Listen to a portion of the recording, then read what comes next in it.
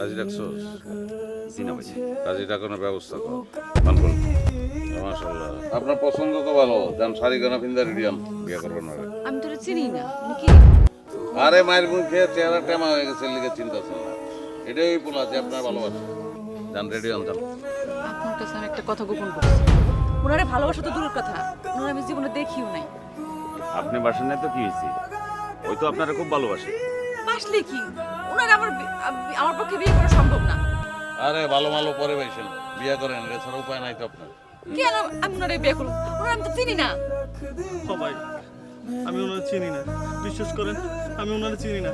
আমার দিয়ে একজন অন্য একজন ওনার কিডন্যাপ করেছে ভাই, বিশ্বাস করেন